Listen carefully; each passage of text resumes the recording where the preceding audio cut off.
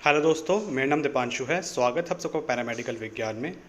आज का हमारा टॉपिक है लैब टेक्नीशियन या फ्लैबोटोमिस्ट के लिए कुछ इंटरव्यू क्वेश्चंस। ये हमारा वीडियो का थर्ड पार्ट है और इससे पहले हम ऑलरेडी 2 पार्ट कवर कर चुके हैं जिसमें हमने टोटल 50 क्वेश्चंस कवर करे हैं। अगर आपने वीडियो नहीं देखी है तो मैं डिस्क्रिप्शन में लिंक दे दूँगा, आप इसको इसके वीडियो के बाद देख सकते हैं। ओके, तो आइए शुरू करते हैं आज की वीडियो का पहला question. What is gas sterilization? Gas sterilization क्या होता है? गैस स्टरलाइजेशन में हम कुछ केमिकल का इस्तेमाल करते हैं जैसे कि इथाइलिन ऑक्साइड और कुछ मिक्सचर्स, कुछ सब्सटेंसेस को स्टरलाइज करने के लिए। ठीक है, ये जो स्टरलाइजेशन इसमें होता है वो गैस के थ्रू होता है और ये जो सब्सटेंसेस होते हैं ये बहुत ज़्यादा फ्लेमेबल होते हैं और एक्सप्लोसिव भी होते हैं नेचर में, तो इनको ध्यान से इस्तेमाल करा जाता है। नेक्स्ट क्वेश्चन की तरफ चलते हैं हम। नेक्स्ट क्वेश्चन है हमारा, what is hemoconcentration? Hemoconcentration क्या होता है और हीमो कंसंट्रेशन कैसे होता है? हीमो कंसंट्रेशन की एक increased amount of concentration molecules. आपके जो सपोज करिए आपने टॉर्निके किसी को बांधा कलेक्शन के लिए और टॉर्निके बांधते समय आपने टॉर्निके बहुत ज़्यादा देर तक बांध दिया, तो क्या होगा, जो ब्लड सेल्स होंगे वो एक जगह पे इकट्ठे होने लग जाएंगे। ठीक है, उसके बाद जब हम सैंपल लेंगे तो उसमें जो ब्लड सेल्स की जो क्वांटिटी है वो थोड़ी सी ज़्यादा आएगी, तो उसको हम बोलते हैं हीमो कंसंट्रेशन। ये कुछ फैक्टर्स की वजह से हो सकता है, जैसे कि सबसे पहला आपका प्रोलॉन्ग टॉर्निके एप्लीकेशन, यानी कि आपने, जैसे मैंने आपको बताया कि टॉर्निके आपने बहुत ज़्यादा देर तक बांध रखा है, या फिर आपने पेशेंट ने जो था जहाँ पे कलेक्शन करा था आपने उस जगह पे मसाज कर दिया, या फिर आपने प्रोबिंग बहुत ज़्यादा करी है उस जगह पे, ठीक है, कलेक्शन के साइड पे, या फिर कोई पेशेंट है वो बहुत ज़्यादा टाइम से आईवी थेरेपी, इंट्रावेनस थेरेपी ले रहा है। ऐसे पेशेंट्स को हीमो कंसंट्रेशन होने के चांसेस होते हैं। या फिर किसी को स्क्लेरोज्ड वेन है, यानी कि वेन्स जो होती हैं वो कुंडली मार रखी होती हैं, बहुत ज़्यादा एक के ऊपर एक लिपटी होती है ना, तो उस दौरान क्या होता है, हीमो कंसंट्रेशन होने के चांसेस ज़्यादा होते हैं ऐसी जगह से अगर हम सैंपल लेंगे तो। ओके, नेक्स्ट क्वेश्चन देखते हैं हम दोस्तों, what is supernatant? Next question है, बहुत अच्छा क्वेश्चन है ये कि सुपरनेटेंट क्या होता है। तो हम देखते हैं, इमेज में आपको दिख रहा होगा कि सेंट्रीफ्यूगेशन के बाद जब आप सेंट्रीफ्यूज करेंगे किसी चीज़ को तो कुछ जो सेल्स होते हैं वो नीचे आ जाते हैं और ऊपर लिक्विड कंपोनेंट आ जाता है। तो जो ऊपर जो आपका लिक्विड कंपोनेंट आएगा उसको हम क्या बोलेंगे, सुपरनेटेंट। ओके, नेक्स्ट क्वेश्चन आता है कि हॉट एयर ओवन का प्रिंसिपल क्या होता है। हॉट एयर ओवन आपका ड्राई हीट स्टरलाइजेशन के प्रिंसिपल पे काम करता है, यानी कि जो इसमें हीट निकलेगी वो कैसे निकलेगी, ड्राई हीट, और उसके थ्रू जो आपके सब्सटेंसेस हैं, जो भी आप इक्विपमेंट्स को स्टरलाइज करना चाहते हैं वो ड्राई हीट के थ्रू स्टरलाइज होंगे। नेक्स्ट क्वेश्चन आपका आता है, what is the principle of autoclave? कि ऑटोक्लेव का क्या प्रिंसिपल है? इसका प्रिंसिपल है मॉइस्ट हीट स्टरलाइजेशन। ठीक है, मॉइस्ट हीट मतलब नमी वाली हीट। ठीक है, इसमें पानी डाला जाता है तो पानी से क्या होगा, वेपर बनेगा, तो उस वेपर में क्या होती है, नमी होती है, और उससे क्या होगा, आपका जो इक्विपमेंट्स हैं वो स्टरलाइज होते हैं, तो ये क्या होगा, moist heat sterilization. Next question आता है कि आपका ऑप्टिमम टाइम और टेम्परेचर कितना होता है इक्विपमेंट को स्टरलाइज करने के लिए हॉट एयर ओवन के अंदर। ठीक है, तो टाइम और टेम्परेचर बहुत इंपॉर्टेंट है, ये पूछा जाता है आपसे। तो आपके सबसे पहले 170 डिग्री सेल्सियस 30 मिनट के लिए, 160 डिग्री सेल्सियस अगर आप टेम्परेचर रख रहे हैं तो 60 मिनट के लिए आप स्टरलाइज करेंगे, और अगर आप 150 डिग्री सेल्सियस टेम्परेचर रखे हैं तो आप 150 मिनट तक स्टरलाइज करेंगे। ओके, नेक्स्ट क्वेश्चन इससे रिलेटेड है कि ऑटोक्लेव करने के लिए आपको इक्विपमेंट को आपका टेम्परेचर और टाइम कितना होना चाहिए। तो इसका आंसर है 121 degree Celsius for around 15 to 20 minutes. Okay, next question है दोस्तों कि आप सेंट्रीफ्यूज अगर आप इस्तेमाल कर रहे हैं उसमें इम्बैलेंस ना हो, इसके लिए आप क्या क्या स्टेप्स ले सकते हैं। ठीक है, कि प्रॉपर बैलेंसिंग हो, तो आप इंश्योर करेंगे जहाँ पे आपका सेंट्रीफ्यूज रखा हुआ है वो सरफेस कैसी हो, बिल्कुल प्लेन हो, ऊबड़ खाबड़ जगह ना हो। ठीक है, अगर आप कोई जगह ऐसी यूज़ कर रहे हैं तो ऐसी जगह यूज़ नहीं करें। दूसरा है कि आप हाई स्पीड पे, सेंट्रीफ्यूज क्या होता है वो अनबैलेंस हो सकता है, तो आप अपोजिट साइड पे, अगर आप कोई ट्यूब, आपको सिर्फ एक ही सैंपल स्टरलाइज करना है तो अपोजिट साइड पे आप सेम क्वांटिटी में सेम ट्यूब लेके आप सैंपल रख सकते हैं। ठीक है, भले उसमें वाटर रख दीजिए आप। ओके, तो वो बैलेंस। फिक्स्ड एंगल रोटर के लिए आप क्या करेंगे, जो सेंट्रीफ्यूज होते हैं वो दो टाइप के होते हैं, एक स्विंग आउट रोटर, एक फिक्स्ड एंगल रोटर। ठीक है, तो आपका जो फिक्स्ड एंगल रोटर होता है तो आप उसमें ट्यूब्स रख सकते हैं वेट के अकॉर्डिंग, जो आपका सैंपल होगा उसके वेट के अकॉर्डिंग आप ट्यूब्स रखेंगे। ठीक है, ताकि उनकी प्रॉपर्ली बैलेंसिंग और उनका मास बना रहे। नेक्स्ट क्वेश्चन आता है हमारा कि क्लिनिकल लैब ऑडिट क्या होता है। ठीक है, और कौन कौन से एरिया में आप क्लिनिकल लैब ऑडिट करते हैं। क्लिनिकल लैब ऑडिट करा जाता है मेंटेन करने के लिए, ऑपरेट करने के लिए लैब को एक स्टैंडर्ड लेवल पे। ओके, तो उसमें एरिया आपके कौन कौन से आते हैं। पहला आता है हमारा स्पेसिमेन। आपका जो स्पेसिमेन होगा वो सब आपका पेशेंट रजिस्टर वगैरह चेक करा जाता है कि स्पेसिमेन आपका सही टाइम पे रिसीव करा गया नहीं करा गया था। जो रिसीविंग है वो आपका जो भी टेक्नीशियन है वो रिसीविंग ले रहे हैं कि नहीं ले रहे हैं। ठीक है, ये सब चीज़ें। दूसरा आता है आपका टर्न अराउंड टाइम, या फिर हम टैट भी बोलते हैं, रिपोर्ट टैट। तो आप जो टैट दे रहे हैं पेशेंट को, वो रिपोर्ट दे रहे हैं, रिपोर्ट जनरेट कर रहे हैं, वो कितने दिन में जनरेट कर रहे हैं, प्रॉपर टाइम में जनरेट कर रहे हैं कि नहीं कर रहे हैं, प्रॉपरली टेस्ट कर रहे हैं कि नहीं कर रहे हैं। ठीक है, प्रॉपर आपके टाइम के अंदर जितना टाइम उसको चाहिए होता है सैंपल को लगने के लिए। ठीक है, इसी के अंदर आपका थर्ड पॉइंट आता है GLP। आप गुड लैबोरेटरी प्रैक्टिसेस, जो कि मैंने पहले क्वेश्चन में वीडियो में बताया आपको कि GLP क्या होता है, तो आप GLP फॉलो कर रहे हैं कि नहीं कर रहे हैं, वो सब चीज़ें। और लैब रिपोर्ट्स, आपकी जो रिपोर्ट हैं वो बिल्कुल प्रिसाइज हैं, क्लियर हैं। ठीक है, और उसमें अगर कोई एरिया इम्प्रूवमेंट है वो भी आपको लैब ऑडिट में बताया जाएगा। ठीक, साथ ही साथ आपका storage of reagents and specimen. आप जो रिएजेंट्स इस्तेमाल कर रहे हैं, जो स्पेसिमेन इस्तेमाल कर रहे हैं, वो कैसे इस्तेमाल कर रहे हैं, उनकी स्टोरेज कैसी है, आप प्रॉपरली टेम्परेचर पे स्टोरेज कर रहे हैं कि नहीं कर रहे हैं। Next, safety policies and procedure. आप प्रॉपरली सेफ्टी पॉलिसीज़ और प्रोसीजर्स को फॉलो कर रहे हैं कि नहीं कर रहे हैं, ये सब चीज़ें हम लैब ऑडिट के अंदर देखते हैं।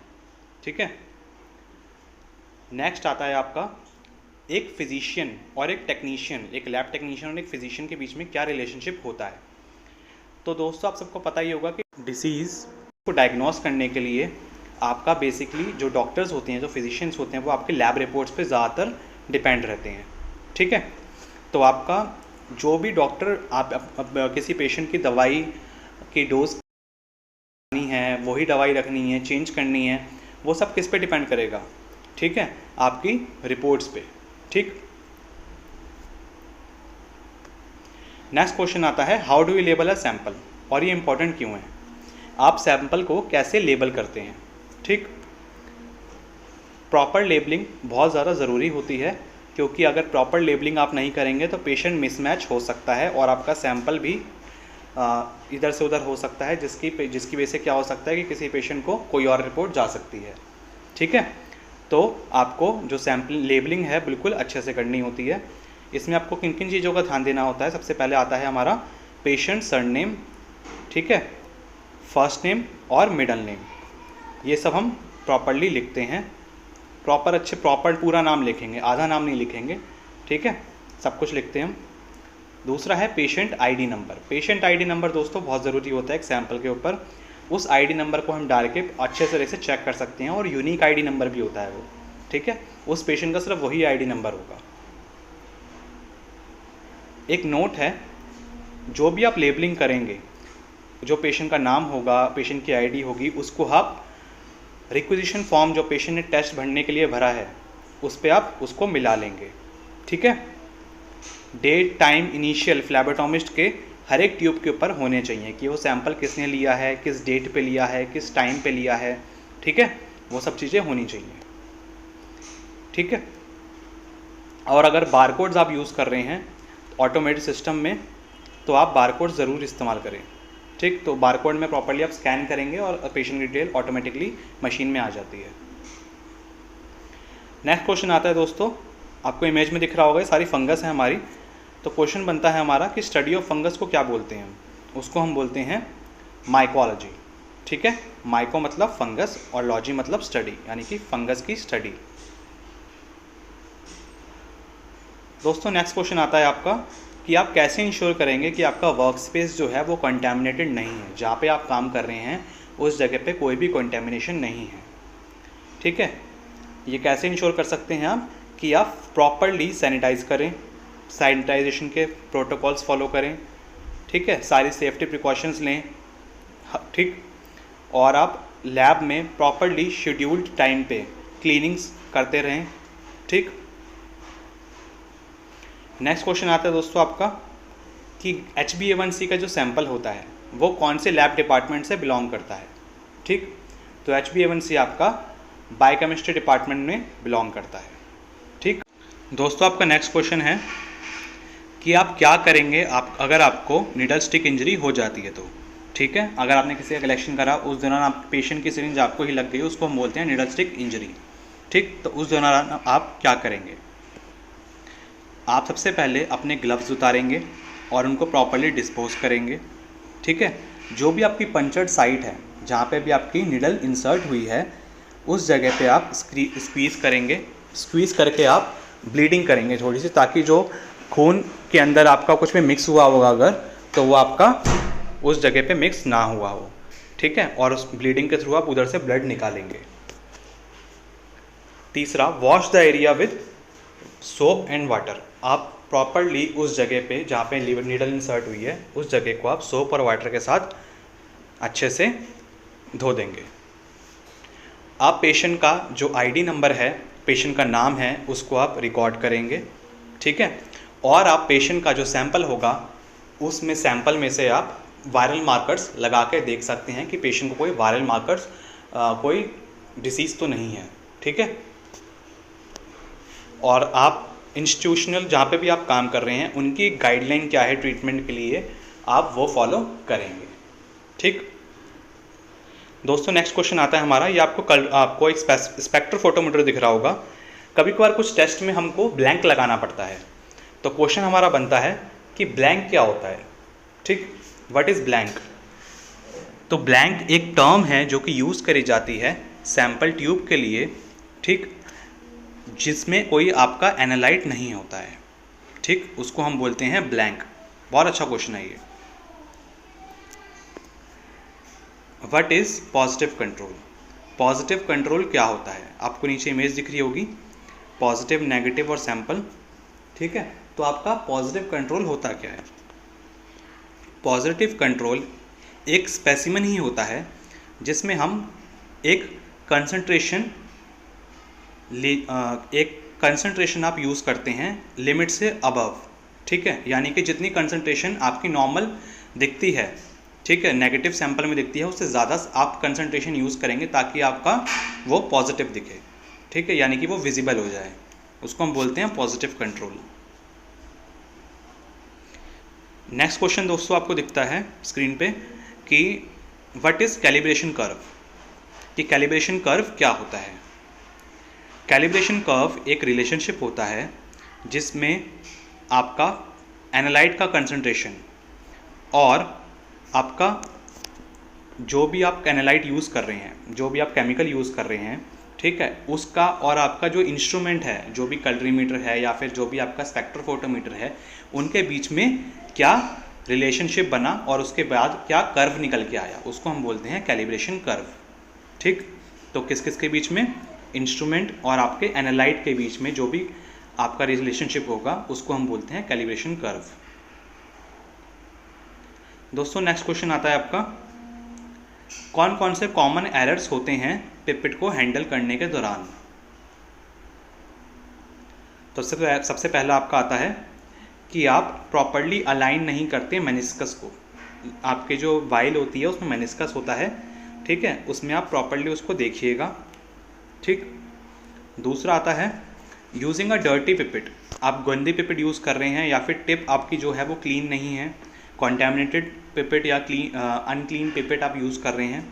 ठीक, तीसरा है slide the tip up the vessel wall to remove the pipette.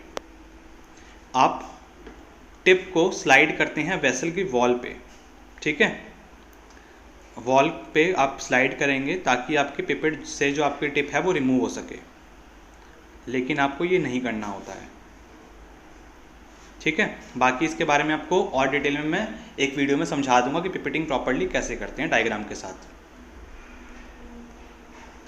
Next question आता है आपका कि आपका क्या डिफरेंस होता है स्टरलाइजेशन में और डिसइंफेक्शन में। दोस्तों, जो डिसइंफेक्शन होता है उसमें हम पैथोजेनिक माइक्रो ऑर्गेनिज्म को रिमूव करते हैं, ठीक है, एलिमिनेट करते हैं, लेकिन उसमें से आपके जो वाले जो ऑर्गेनिजम्स होंगे जिनमें स्पोर्स बना रखा होगा जिन्होंने, वो आपके रिमूव नहीं हो पाते हैं। लेकिन स्टरलाइजेशन में आपके सारे के सारे माइक्रो ऑर्गेनिजम्स किल हो पाते हैं, चाहे वो उन्होंने वेजिटेटिव स्पोर बनाया हो या नहीं बनाया हो, सारे के सारे ऑर्गेनिज्म आपके किल हो जाते हैं, ठीक है। दोस्तों, आपको स्क्रीन पे दिख रहा होगा एक पेट्री डिश, उसमें आपका अगार है। तो क्वेश्चन आपका निकल के आता है इसके लिए कि कौन सा अगार हम यूज़ करते हैं यूरिन कल्चर के लिए। इसका नाम है आपका क्लैड अगार, ठीक है। ये आपको स्क्रीन पे दिख रहा है जो अगार, वो क्लैड अगार है। क्लैड मतलब सिस्टीन लैक्टोज इलेक्ट्रोलाइट डेफिशिएंट अगार, फुल फॉर्म बहुत इंपॉर्टेंट है, याद रखिएगा। नेक्स्ट क्वेश्चन है डीएनए। आपको ये डीएनए दिख रहा है, तो आपके जो डीएनए होता है उसमें कौन सा शुगर का मॉलिक्यूल होता है। तो उसमें इसका आंसर है आपका डीऑक्सी राइबोज, ठीक है, क्योंकि इसका डीएनए की फुल फॉर्म क्या होती है, डीऑक्सी राइबो न्यूक्लिक एसिड, ठीक है। तो इसमें शुगर कौन सा है आपका, डीऑक्सी राइबोज। नेक्स्ट क्वेश्चन है दोस्तों, जो हमारे नियोनेट्स होते हैं, जो नवजात शिशु होते हैं, उनके लिए हम कितने गॉस का नीडल यूज़ करते हैं, ठीक है। तो इसका आंसर है 23 गॉस। दोस्तों, नेक्स्ट क्वेश्चन है कि ईडीटीए ट्यूब में अगर हम सैंपल डालें तो सैंपल को ईडीटीए ट्यूब में कितनी बार प्रॉपरली आपको मिक्स करना पड़ता है, ठीक है। तो इसका आंसर है 8 से 10 बार, ओके। नेक्स्ट क्वेश्चन है दोस्तों कि आप 10% फॉर्मेलिन को 40% फॉर्मेलिन से कैसे बनाएंगे, ठीक है। जो आपका लैब में फॉर्मेलिन आता है वो 40% में आता है और 40% से आपको कन्वर्ट करना होता है 10% फॉर्मेलिन में, ठीक। तो वो आप कैसे करेंगे। तो इसका आंसर बहुत सिंपल है। सबसे पहले आप 10 ml लेंगे 40% फॉर्मेलिन का, ठीक है। उसके बाद हम उसको डाइल्यूट कर देंगे 10 ml सॉल्वेंट मिला के या डिस्टिल वाटर आप मिला के आप उसको डाइल्यूट कर देंगे, ठीक। अब आपका जो टोटल 10 ml तो फॉर्मेलिन था 40% वाला और 10 ml आपने क्या लिया, डिस्टिल वाटर, उन दोनों का मिक्स करके कितना बन गया, वो 20 ml, लेकिन वो डाइल्यूशन उसका क्या हो गया, आधा हो गया, ठीक है, 20% हो गया वो। अब आप क्या करेंगे, वो 20% फॉर्मेलिन लेंगे और उसमें आप 10% दोबारा डिस्टिल वाटर मिला देंगे, 10 ml दोबारा हम क्या करेंगे, डिस्टिल वाटर मिला देंगे, ठीक। और वो फिर आपका बन जाएगा क्या, 10% आपका फॉर्मेलिन, ठीक। तो दोस्तों, ये हमारे टोटल 25 क्वेश्चन थे जो लैब टेक्नीशियंस या फ्लैबोटॉमिस्ट से इंटरव्यू के दौरान पूछे जा सकते हैं। अगर आपको वीडियो अच्छी लगी हो तो वीडियो को लाइक कर देना, चैनल को सब्सक्राइब कर देना, नोटिफिकेशन बेल को प्रेस कर देना ताकि आपको वीडियो की सारी नोटिफिकेशन प्रॉपर्ली टाइम पे मिल पाएँ, ओके। तो मिलते हैं हम नेक्स्ट वीडियो में, तब तक के लिए बाय बाय।